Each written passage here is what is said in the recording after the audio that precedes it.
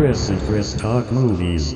Hello, and welcome back to the podcast. My name is Chris Ferry, and of course, this is my co-host. My name is Chris Huddleston. And today, we're both very excited to be talking to you about a 1995 reboot of a horror classic, Village of the Damned.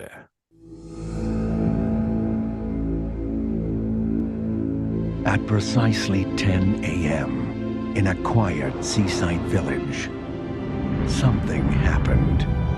Something unexplainable. Something unbelievable.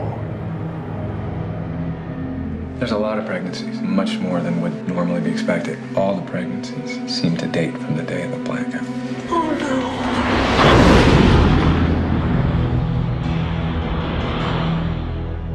no. Now, this town is about to discover that looks can kill. There have been a few casualties. I should say accidents that might be related to contact with the children. My daughter was involved. Who are they?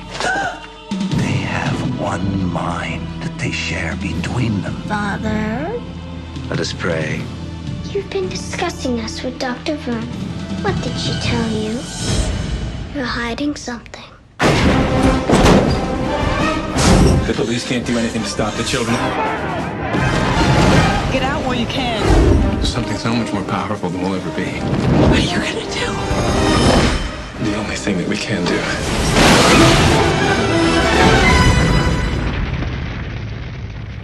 You can't stop us, you know. Don't try.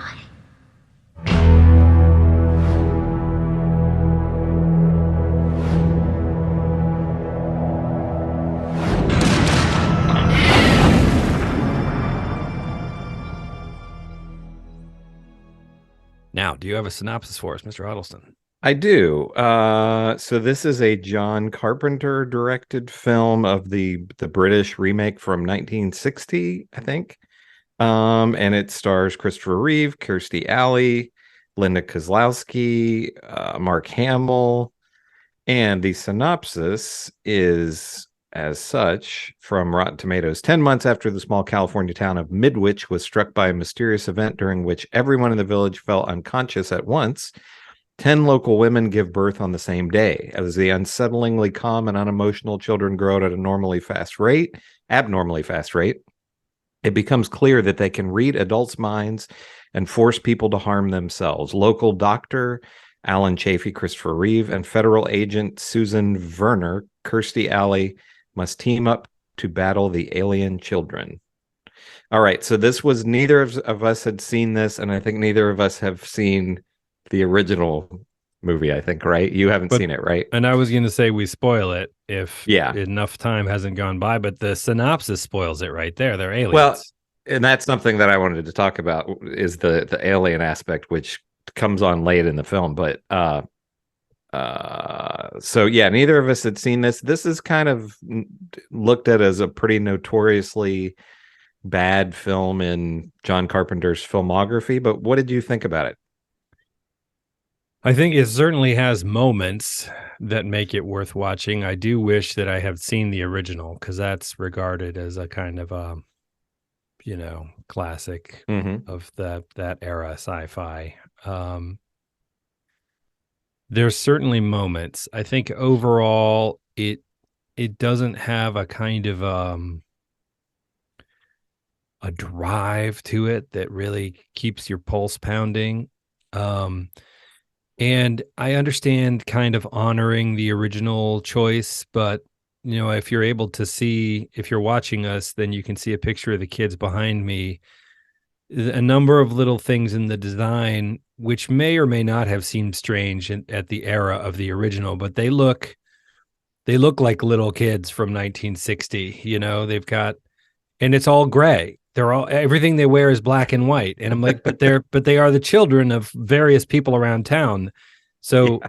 Did they procure these miniature adult black and white outfits, and then the white hair, okay.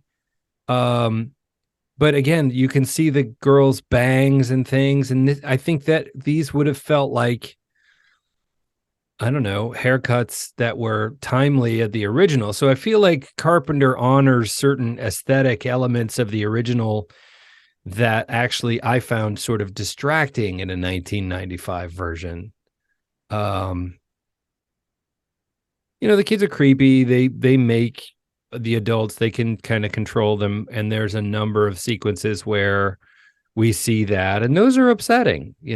One girl makes her mom put her arm into a pot of boiling water, and that was really upsetting. Yeah. And they sort of make people commit suicide and crash their cars and things like that. I thought the sequence, so the whole thing kicks off. We establish this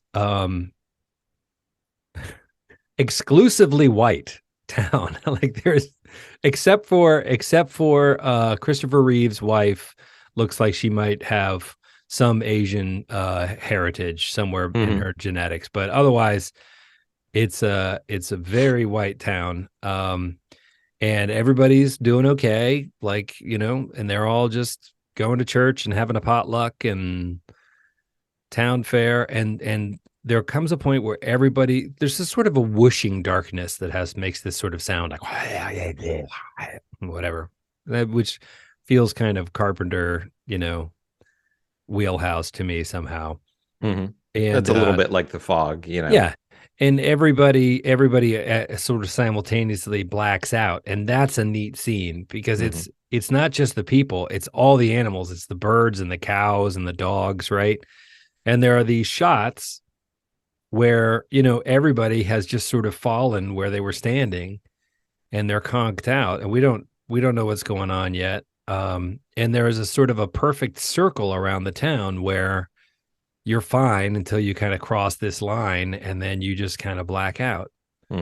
And there's some really creepy stuff too. Like one guy had been grilling hot dogs, and we don't see this until the end. But when he blacked out across the grill, and it grilled him. They just show the guy all charred. I really liked that. And one guy who we meet is the sort of husband of one of the protagonists who we get to know throughout the film, and he's driving back into town from the next town over, and he crosses the line, blacks out, and crashes his car, and dies in the crash. Blows up. So, I mean, yeah, I see why. My hunch is that if we were to go back and watch the original, we'd prefer the original, and it would feel dated in the ways that those films did. And it would feel preachy in the way that many of those, many of those science fiction movies from that era were sort of heavily allegorical and there were a couple of echoes that made me think, I bet she says, she says to Christopher Reeve, you teach them, they respect you. And he goes, respect? Those kids don't know the meaning of the word. And that felt very 1960. The kids today, they don't respect their elders, And I wonder if it wasn't, if there wasn't some message in the original one of the sort of fear of the modern kids and the modern way of thinking and the new. Yeah, probably. Who don't, when we were children, my dad said jump and we said how high, but kids today, I don't know. I'm totally speculating. Anyway, what did you think about it? Yeah, so I think this is another one where we're going to be pretty, similar in our thoughts. You brought up about the look of them, and that's the first thing that I wanted to talk about, because it's just very silly. I mean, because like you said, they have the silver white hair, and the gray outfits were really distracting to me, because it's like one kid will have light gray pants and a dark sweater, and then the next one will have dark gray pants and a light sweater, and it's like they coordinated. Okay, Johnny, you're gonna wear this version of the gray, and you're gonna wear the.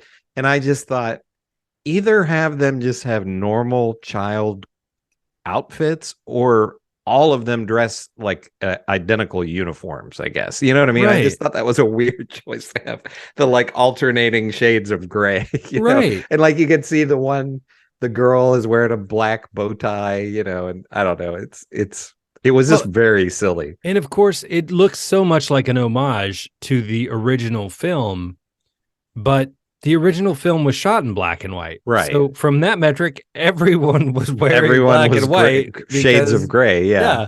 And we don't know that their hair was white from the original. It could have been corn silk blonde. It's a black and white film. Yeah. So I questioned that choice. I thought it would be creepier. They're I don't know, what are they? 6, 7 years old. I mean, their parents would still buy them clothes. Mhm. I don't imagine them all going out in their little group and buying their own clothes. They get dressed and they do everything else for themselves. But they would just wear whatever. Like, why is that important? Why are these little alien kids making a fashion statement? Did they like do the parents take them shopping and it's like, remember, mom, nothing but gray. I don't want any colors. You know what I mean? And it's like a big fight at at Kmart or whatever in 1995 they were going to. It's like, come on, a little bit of color to spice. No, only could be gray. And then they, mind control them to only buy gray outfits or whatever. That was another thing I felt like this felt like there were some scenes missing. I don't know if you got that feeling at times because they jump pretty quickly from we get a little bit here and there, but they jump pretty quickly from them doing things using their mind control to harm their parents or harm other people to they don't have any emotions and they don't understand human emotions and these things. And it just felt like I felt like with that there could have been a scene or two in between that. You know what I mean? Did you get that feeling some? Sure. Yeah, so the piece that we didn't explain to our listening audience who hasn't seen this and may not be interested in seeing it is everyone wakes up from this blackout about a couple of hours later. And what turns out is all of the women of childbearing age are in town are pregnant. And I thought that is a very creepy sci-fi thing. Places sci-fi don't go. And we don't see any, scene to indicate how that happened. It's just some sort of spectral force. But Kirstie Alley's character shows up and she's a Fed. And what comes out later is this is not the first time or the only place where this has happened. Mm-hmm. And in other instances, the Feds have just bombed the city, right? They've just basically firebombed the whole city without telling anybody. And this is like the last, well, we don't know if it's the last. I guess one of the kids says we're the last group or whatever. Mm-hmm. But we also get to see, so one of the kids dies in childbirth and they have it in a jar and it's just a little alien baby that I thought looked really funny. Yeah. It's supposed to be terrifying, but it's not. Yeah.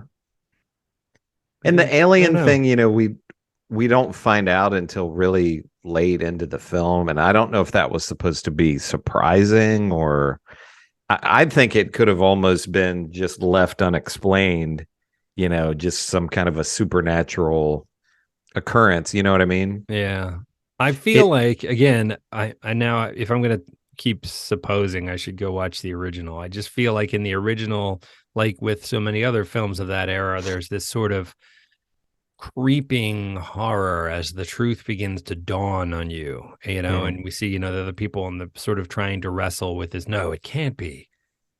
No, it can't be. It's too terrible. But then, of course, they're alien children, among us. And this is our child that we love. People were thrilled that they were pregnant and, and so it really plays on this, it's not really your child, or it's that you can't trust her or something other. Mm-hmm. And I don't feel like much of that landed in this film. No. They gestured toward that a little bit, but then when we make the time jump and the kids are older, everybody is already wary of the kids, right? Mm-hmm. And we're actually pretty close to the end of this thing coming to a head. There's already mistrust. There's been a number of deaths. People blame the kids because it's of course it is the kids. Yeah, I just didn't think the thing landed much of a punch. I was I kept wondering early on, like you said, there's those kind of upsetting scenes with the woman with her hand in the boiling water and Yeah. all that kind of stuff. But early on, I got about halfway through it, and I looked it up on IMDb again because I thought, is this rated R? Because it seemed, pretty mild. There wasn't any bad language or anything, and not really much in the way of violence or anything like that. And I thought, why in the world is this rated? Well, then towards the end, they get to where there's cops shooting each other, and all this kind of stuff. So it does get more. There's more action and violence towards the end, and I thought, oh, okay, I understand.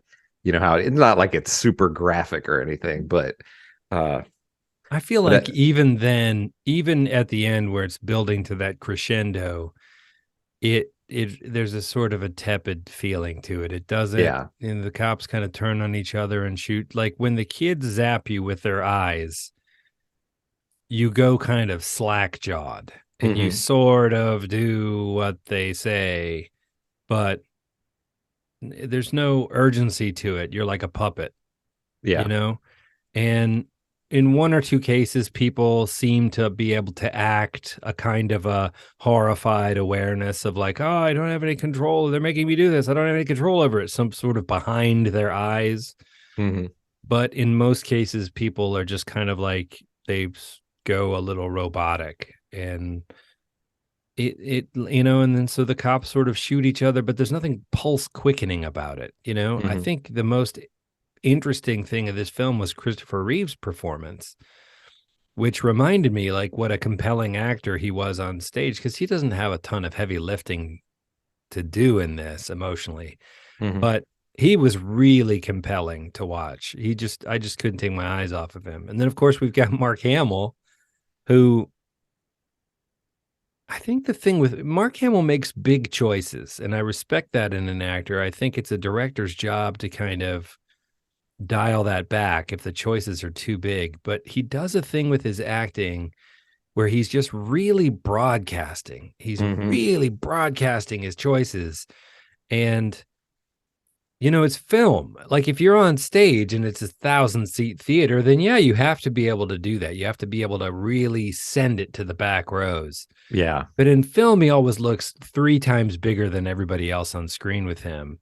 And, he has maybe 4 scenes in this, and he's a sort of a fire and brimstone minister, but I kind of wanted to laugh every time I saw him and his wife. Yeah.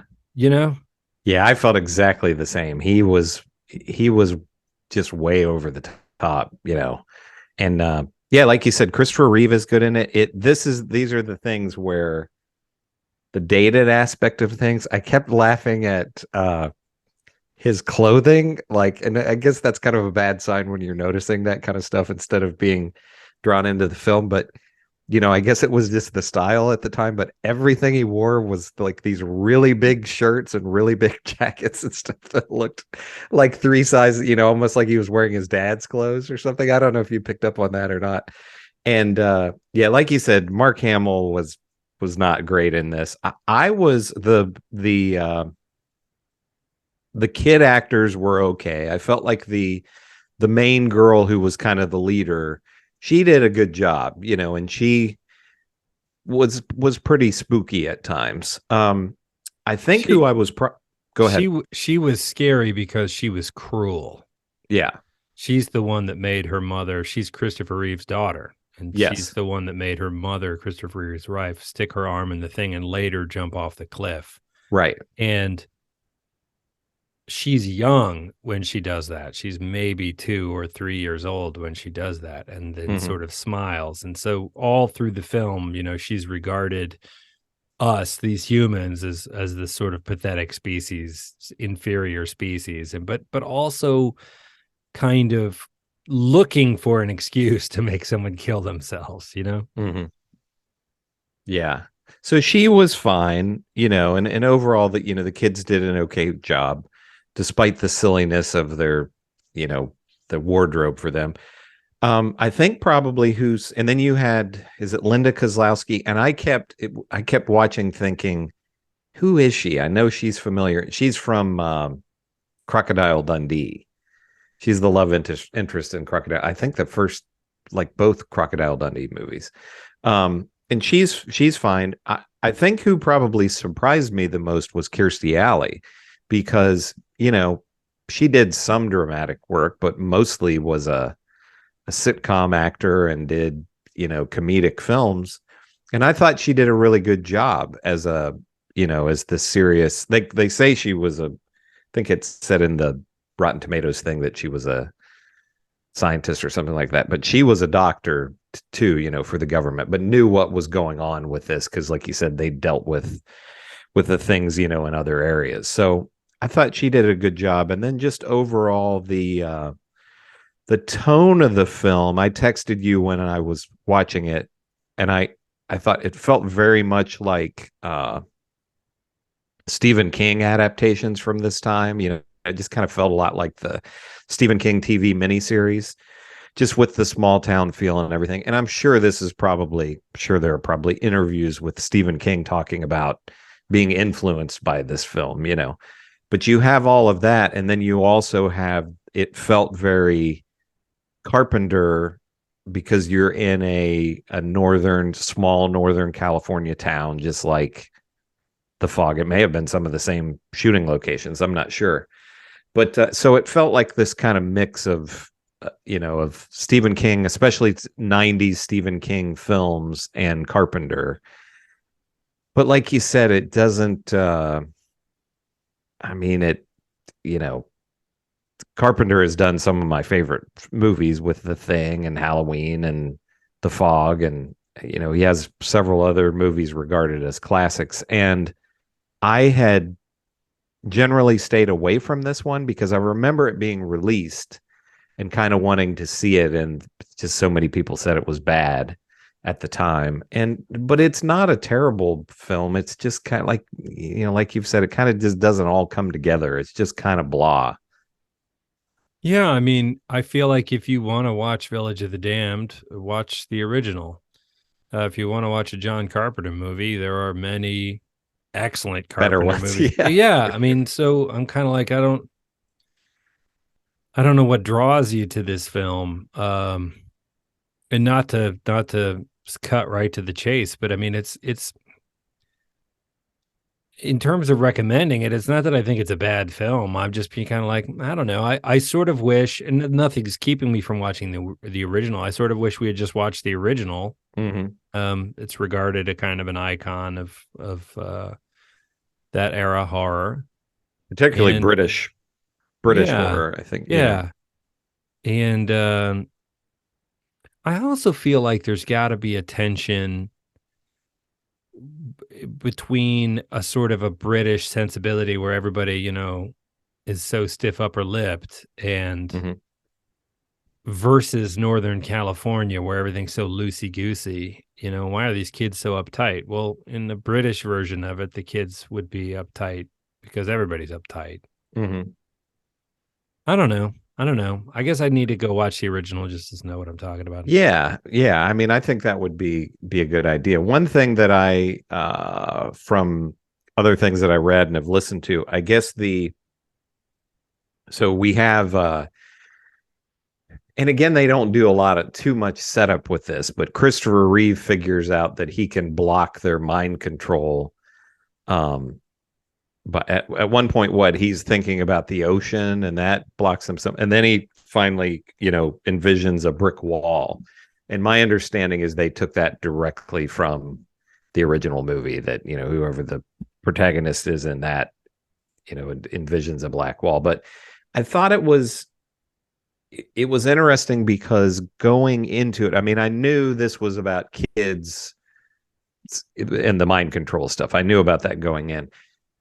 I think I thought it was going to be more like, have you ever seen, they do this in the movie as well, but have you ever seen the Twilight Zone episode with Ron Howard? He's a little boy, and it's like he lives on a farm, and he can control, well, I don't know that it's so much that he control the adults' thoughts, but basically all of the adults around him cater to his every, like he'll just be like, I want ice cream right now, and they'll bring him ice cream, because if they don't do exactly what he wants, then he banishes them to the cornfield, and then they're just trapped in the cornfield forever, I guess.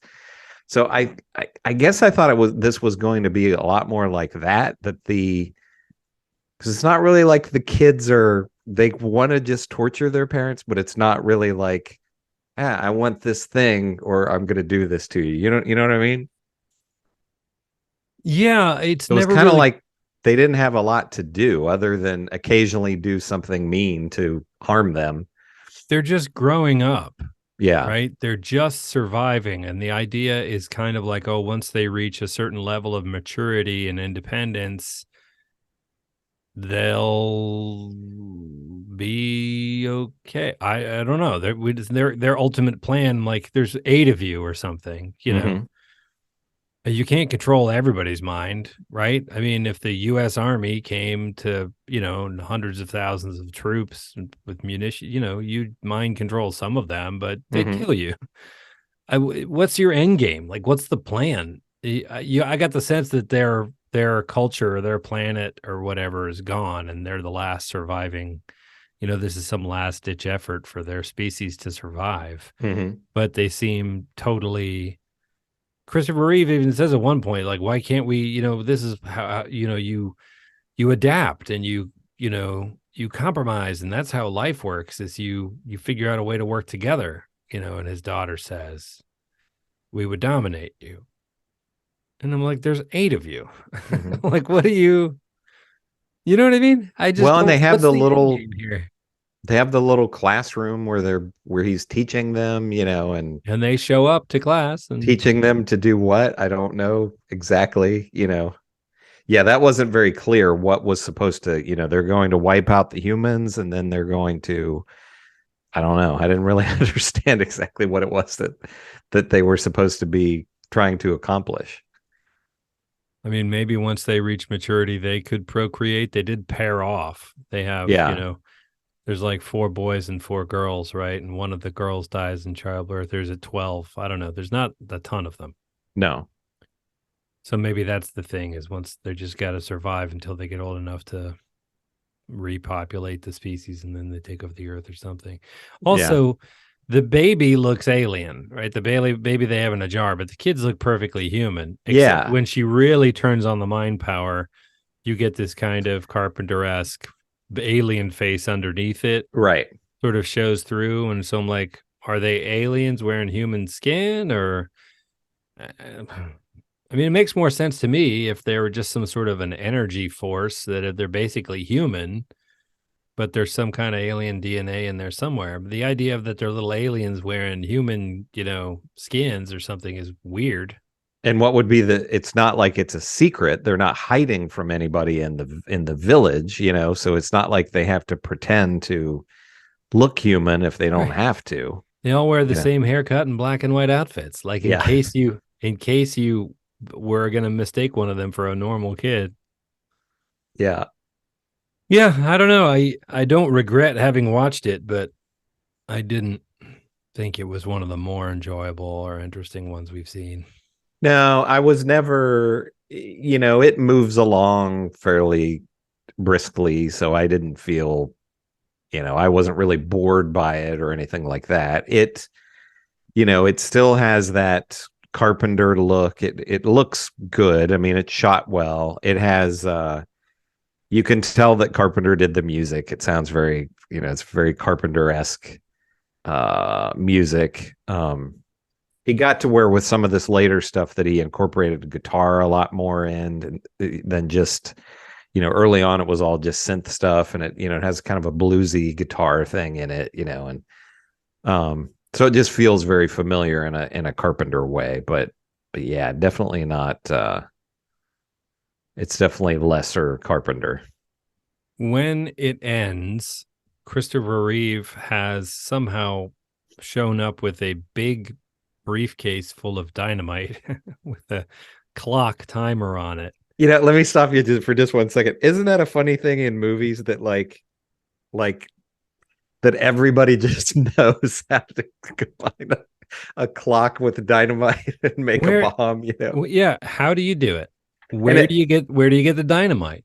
Just you know, just stop. Where do you get that big square case? You're like, oh well, it's his doctor bag. I'm like, no, I've seen doctor bags. That's like a big briefcase, but it's deep enough for dynamite. Like, where is there a nice luggage store in town? Where do you get it? Well, he had it in his house. Okay, fine. He had it in his house. Where did he get the dynamite? You know, and this how was did he know to wire 1995, it? so I know. they maybe had internet, maybe, but probably not in this little town, you know. So it's like, are you gonna go to the library and look up how to build a bomb with a clock and dynamite? It felt like it's a Bugs Bunny thing. Yeah. Like you show up with a bomb and it's ticking away, and he sets it for when they're trying to break into his mind, and he keeps glancing at the clock, and they keep looking at the clock, and the mom of the boy who doesn't have a partner, that kid has actually started to feel some emotion, some vaguely human emotion, and there's sort of hope for him.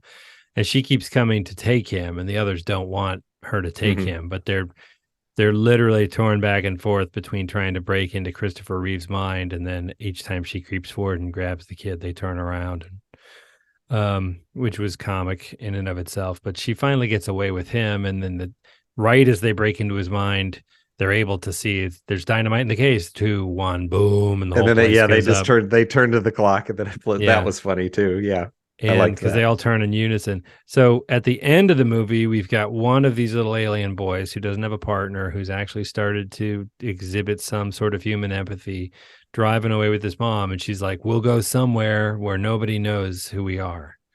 And it's just the last shot as this push in on the kid's expressionless face. And I think we're supposed to go, oh no, one of them survived or something. But I'm like, first of all, this kid's learning how to be human. I mean, if anything, it's oddly hopeful. Like, well, maybe he's just going to be okay. Well, or something you can work with, right? Unlike Christopher Reeve's daughter, he's not a murder machine. I mean, she just seemed determined to exterminate humanity one parent at a time. They cut to a couple years later, and he's had this major breakthrough, and all he'll wear now is like Hawaiian flowered shirts. You know, they cut to a couple years later. He's Elon Musk. He owns an electric car company. Space program. Yeah, there's one more little nitpicky thing that I don't know if you picked up on or not. I kept trying to figure out if Christopher Reeve was wearing a wig or not. Did his hair distract you? Yeah, it was oddly long in the back. It's like thick in the back, in the way that, you know, when you pull a wig over, that sort of sticks out a little bit in the back. And when he turned profile, you really saw it. Yeah, so I kept thinking, is that a wig? And it was just kind of an odd hair color. You know, it's almost like is that a natural, you know, hair color look? But yeah, as you said, you know, it's a little sad with Christopher Reeve that you know, he obviously was in other films, but I don't know that he had any. Did he ever have any kind of a major, you know, hit film that was outside of Superman? I don't remember any kind of big. Superman was the outlier because it was such an early comic book movie, and he was just so perfect for that role. But I think people loved it. I mean, I think people really thought of him as Superman. So I mean, you know, Ian McKellen worked his whole life in stage and screen, and I think people who knew theater and knew acting knew who Ian McKellen was. But and then you got a role like Gandalf, or you could say Magneto, even. But yeah. Until you're in a big franchise thing like that, like you just, you know, people who would never, suddenly you're a household name. But I mean, he was in dramas and stuff.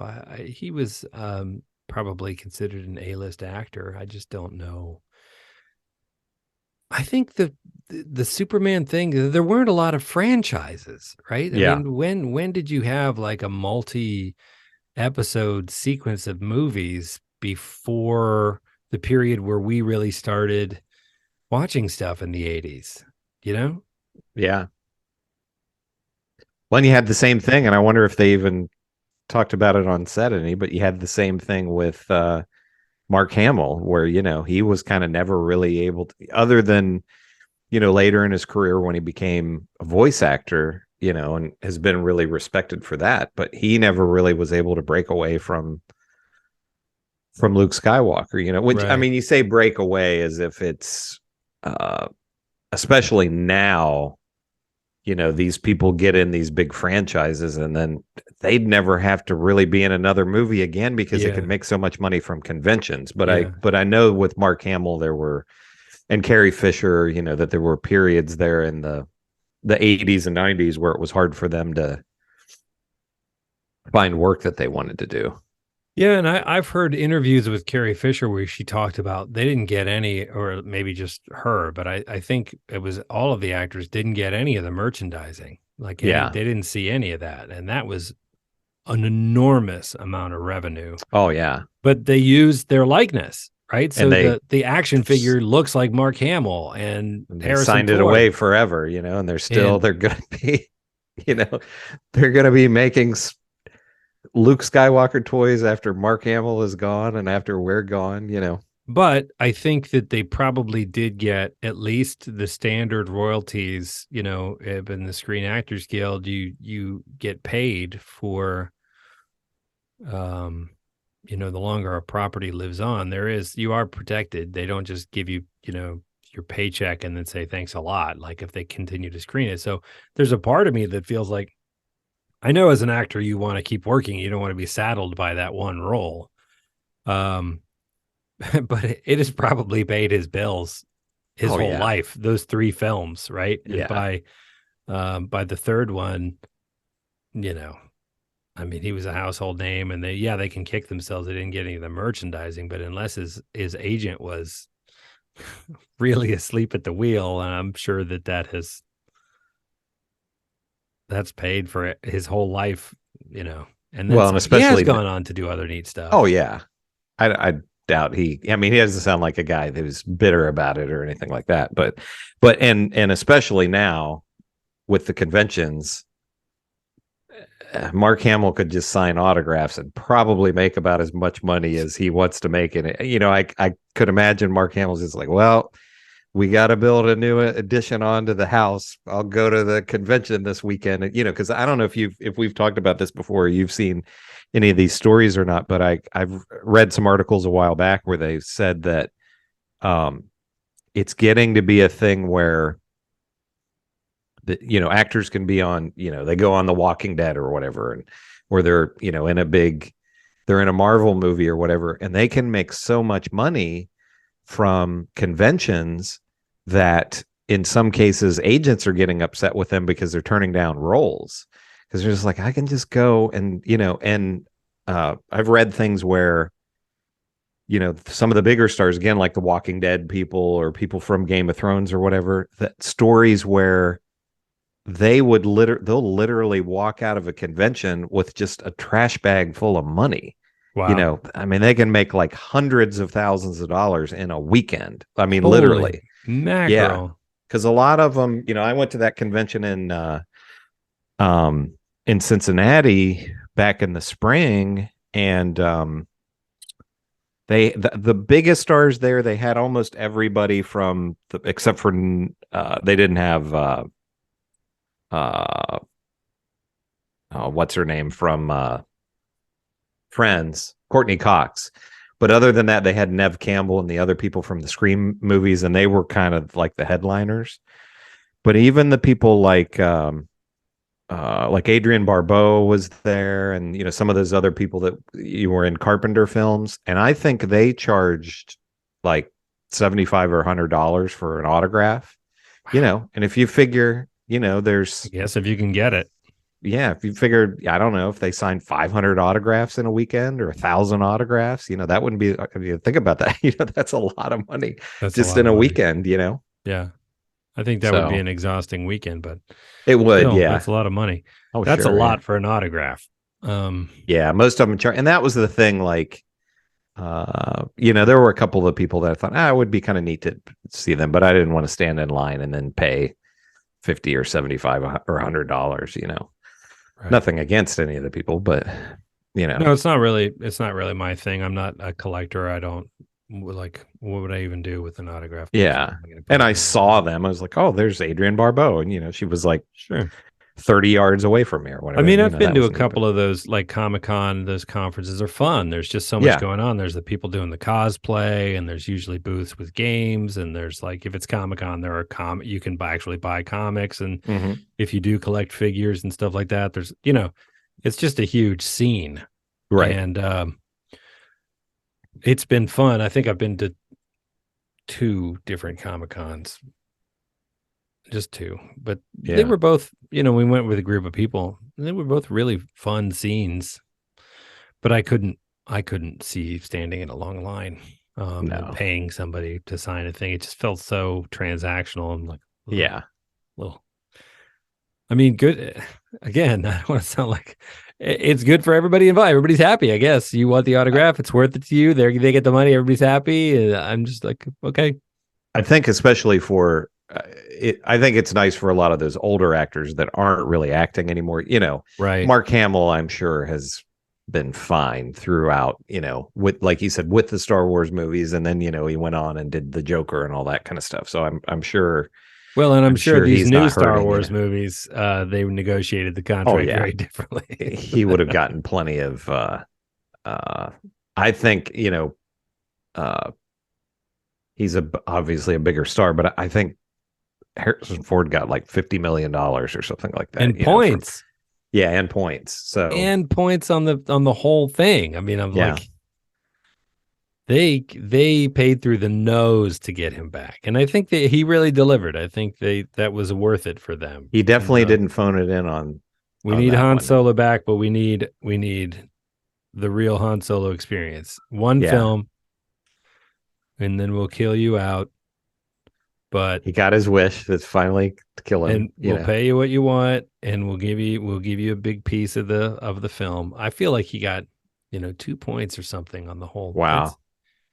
So what did that movie make? I mean, did that movie make $1 billion? It's like, it's number 1 all time domestic box office. It's not the number 1, and that's interestingly enough. I read today that Avatar 2 is gonna pass it here pretty soon, because Avatar 2 is now 4th worldwide all time, which again, we had a few conversations about that, but it's like, well, some people counted out James Cameron again.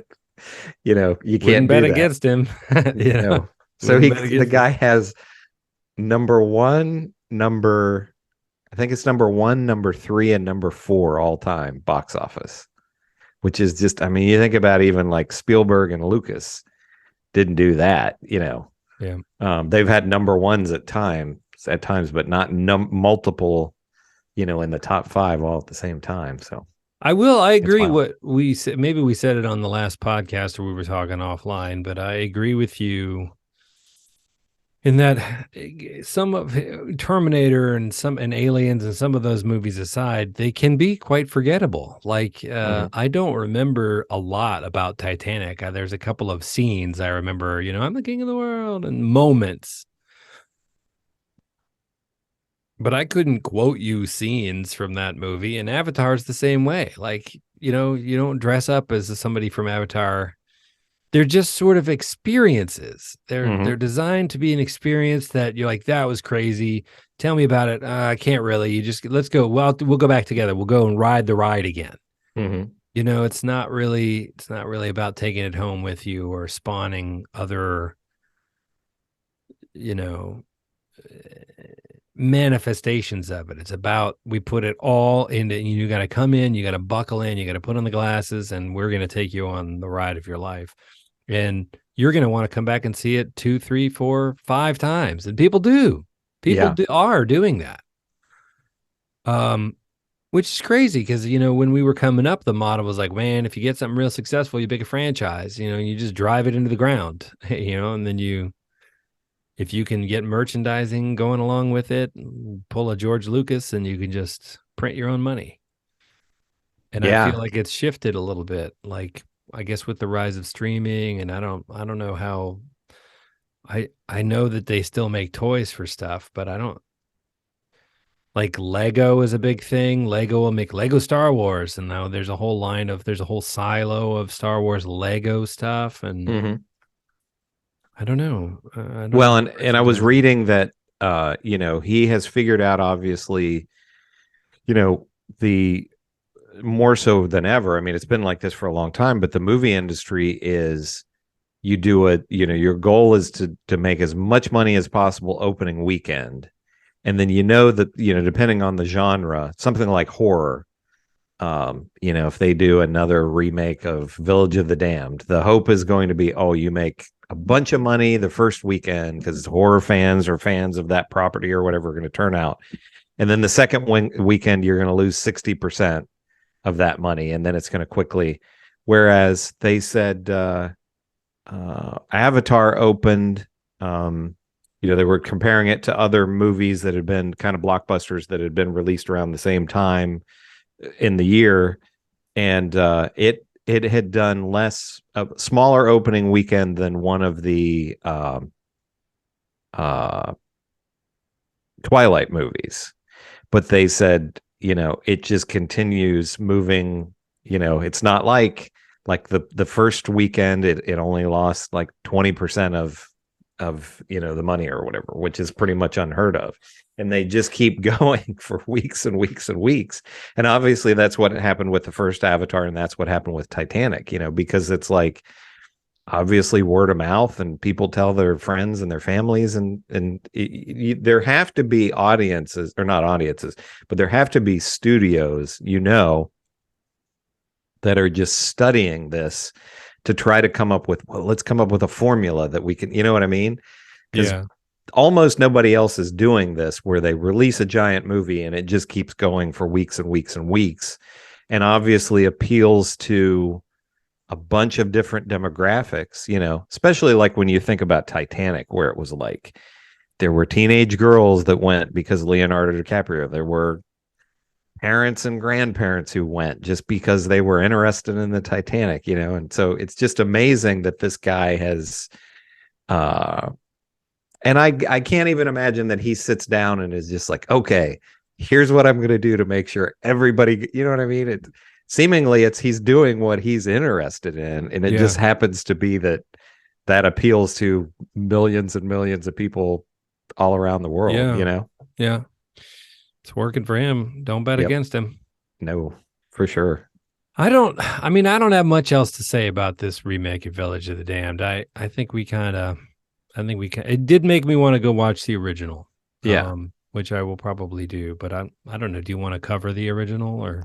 Maybe we'll just watch it separately, and if we feel like see what we think, it's different enough from this that it needs to be talked about, or if you would, I don't know, listeners, if write to us if you love to hear a podcast about the original one, I'd be fine with watching it, Yeah. So, but it's just kind of, it's okay. It's just kind of, there. It's like a 6, 5.5, 6 out of 10, something like that. It's I rented it on Prime. Is that where you watched it? I think so. Yeah. I'd say definitely if it were, it's. I don't think it was free anywhere. If it were on like an HBO Max or something like that you could just have it and you could just watch it, I'd say go ahead. But I don't know if it's worth. If you're just a gigantic John Carpenter fan or fan of some of the other actors in this film, and you haven't seen it, maybe, but it's definitely not a must see by any means. I agree. Do you know what we want to do for next time? I don't really. We might have to talk about that off air, unless there's something that you can think of that. I am going to. Tomorrow is my birthday, and I'm going to take myself to see Infinity Pool, which is this new David Cronenberg, or it's not David Cronenberg, but it's his son, who did Possessor that we reviewed and liked.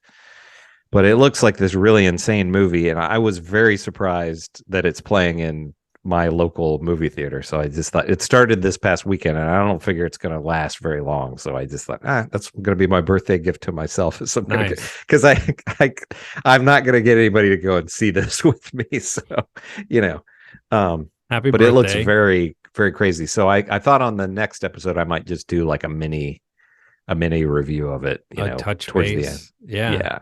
So, and if it's good, then maybe once it hits, streaming or whatever, we could do we could cover it in its entirety. Like if you say, "Oh, you have to see this," definitely. I sent you a birthday gift. It's not going to arrive in time for your birthday. You'll probably get it Wednesday, I think is what. That's nice. Extended birthday is nice. So, well, thank you. You're welcome. Extended birthday. Cool. So we're gonna figure out what to do next time. But thank you for joining us. It's Chris and Chris Talk Movies at gmail.com. That's our handle. We're on the socials. Maybe you're watching us on YouTube. Maybe you're listening to us on your favorite podcast app. If you like and subscribe and leave a comment, that's cool because we like to see people's engagement. And, we always like to hear what you think. And if you have suggestions or feedback, maybe we missed something awesome, or maybe we nailed something that you hadn't thought of. Let us know. I'm sure there are people that have written essays about this movie that they love it, and absolutely. So.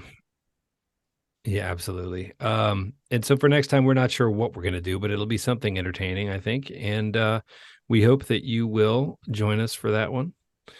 And unless Mr. Huddleston has anything else to add, happy birthday to you. And Thank you. We will talk to you all next week.